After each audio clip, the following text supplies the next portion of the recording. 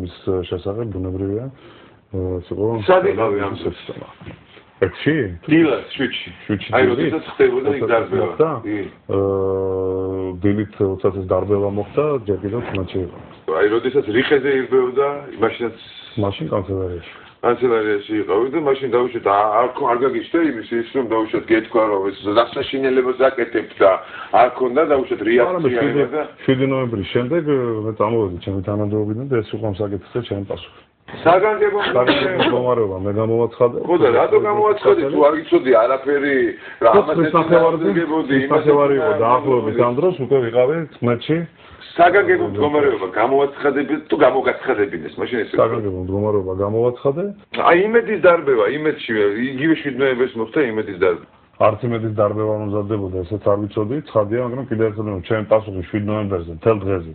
7 ნოემბერი შედგება არა მარტო იმედისგან, მაგრამ 7 ნოემბერი დაიწყო დილას, გაგრძელდა შუადღისთვის, საღამოს იმედის დარბევით დამთავრდა.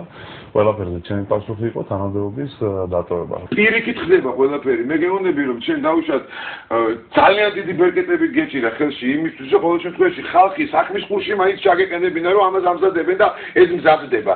თუ ამაზე ზეგავლენა არ შეგეძლო დავუშვათ და დარწმუნებული ვარ რომ არ შეგეძლო ამაზე ზეგავლენა. რაც არ ვიცოდი იმის შესახებ, მე ვერავის ვერ გავაფრთხილებდი ეს ერთი და მეორე ჩემი პასუხი კიდევ მე რაც შეხვაშვილივით ლაპარაკობ ზურა რა არაფერი არ ვიცოდი, არაფერი არ ვიცოდი, პრემიერ-მინისტრი კაცი იყავი და არაფერი არ ვიცოდი. არაფერი არ ვიცოდი მეთქი არ მომბო. იჯა დარბევა ვიცოდი, არც საღამოს დარბევა ვიცოდი, არც რიხის დარბევა ვიცოდი და არც იმედის დარბევა ვიცოდიო და აბა რა იცოდი გამაგებინე.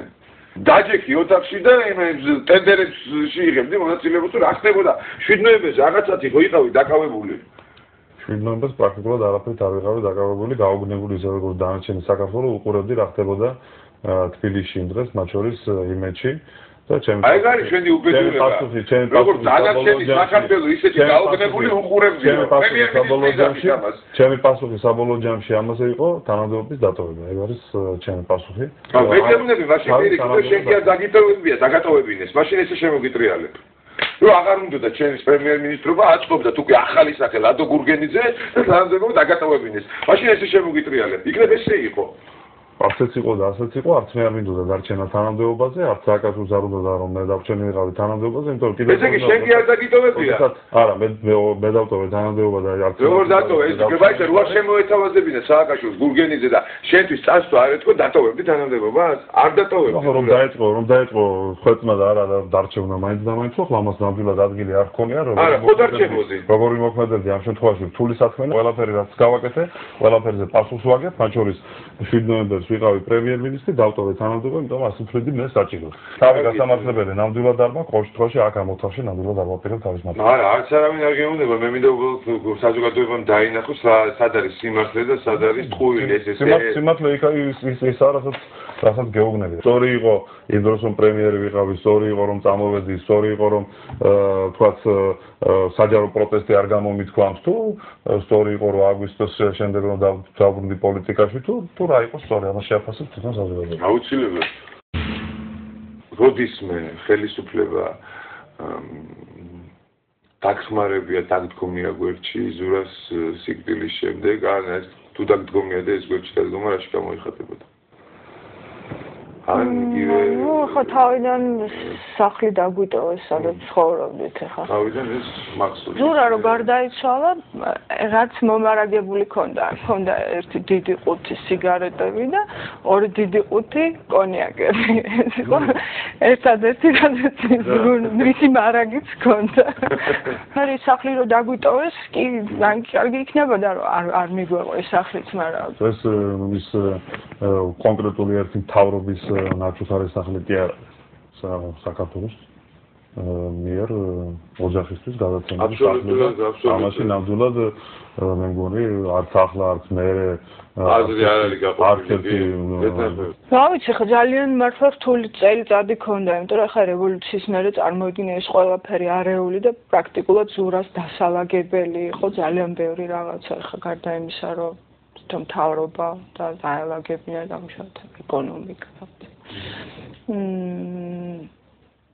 არ დამსა ურთიერთობები იყო დასალაგებელი კივე ძალაუფლების გადანაწილება ხდებოდა. აი, ბატონო და გამარჯობათ. რაშია საქმე, როდესაც ასეთი პიროვნება, როგორც ზურაბ ჟვანია იყო, ასეთი თანამდებობის ადამიანი. აი, მთელი საქართველო იძახის, რომ რატო არ არის გამოძიებული ზუსტად რა, ნარდის სათამაშოდ და არყის დასალევად და სასისკის საჭმელად მივიდა იმ ოჯახში, თუ ეს მის მეგობრებს, ყოფილ მეგობრებს. და მთელ საზოგადოებას რატო ავიწყდება ის, რომ ეს არის აბსოლუტურად შეთითქმული მთავრობისგან. უნიჭო დადგმული სპექტაკლი, შენ როგორც მსახიობ შემოგია გეკითხები. ასეთ სპექტაკლში მიიღები მონაწილეობას, მკვდარიც კი. ამ ქვეყანაში რა უნდა იმ ხალხს, რომ ამ ქალბატონს, რომელსაც თვალწინ უდგას ყველაფერი მის მეგობრების გვერდზე ზის ეხლა და ყველაფერს თავიდან განიცდის. შევარცხვინე ამისთანა მეგობრობა საქართველოში თუ არსებობს. და თვითონაც ალდა ღმერთს მიენდო. ძალიან მორწმუნე ადამიანი იყო მე ეგეთი მორწმუნე ადამიანი არ შემხვედრია. და ძალიან ძიმე იყო ეს წელიწადი რომ დამთავრდა, ახალი წელი მახსოვს ისეთ დაჭირმული იყო, რომ აი მთელი ახალი წელი ვერ ამოვისუნთქე ესე 12 საათი გახდა რაღაცას ნერვულობს სულკი არ ჩაქრეს ან ეს მიშა წასულია უკრაინაში ეს ჭიაბერაშვილი გამოდის გვილოცავს ახალზე ნუ სული ისა მე 5 იანვარი იყო ბარამიძე კინოამბა ჩააყუდეს მაგრამ ეს ყველაფერი მაინც ლაგდება გესმის ყველგან რასაც მოკიდა ყველაფერი მაინც ყველაფერი დასვა თავის ადგილზე პლუს კიდე მიდის რომ საერთაშორისო იმაზე დარბის მთელ სოფლიოში ღან ამერიკაში ღან ევროპაში და რაღაცა უზარმაზარი გრანტები მოდის რაღაცა დახმარებები წასვლა უნდა და პრემიერ-მინისტრიც იყო წარმოგიდგენია შენ ეხა ხვდები მე ყველაფერს ის რას გზნობდა და რას განიცდი და აი ეს დაიწყო არ გაჩვენებდა არაფერს არ იტყოდა ხო აი მოვიდა თქვა რომ კი თქვა ხო არ წავიდა და მე თქვა რომ კი მაგრამ ეს ქვეყანა ვის დაუტო და შო რა მორჩა ამაზე რა ერთი თქვა და შო მორჩა და მართლა ეგრე იყო რა წავიდა ზურა და ვის დაუტო ამ ქვეყანა ჩვენ ხო ამ ქვეყანას ვერ უვით ხო ამდენი წელია რაღაცას წვალობთ თომესა ყოველს თავის შეხედულება ყოველს თავის სიმართლე ყოველს თავის ფაქტი ის არის რომ ეს იყო განსხვავებული შესაძლებლობების ადამიანი და ესეთი შესაძლებლობების ადამიანი ნუ აღარ არის და ეხლა სანამ რაც იყო ძალიან უმნიშვნელოვანი ჩემი აზრი არის უდიდესი ბალანსი თვითონ ქვეყნის რა აი ამ სიტუაციაში რა ხელისუფლების პირობებში ჩვენ ვიყოფებით ესეთი საოცრად დიდი ბალანსი იყო ეს ბალანსი ვერ აიყენეს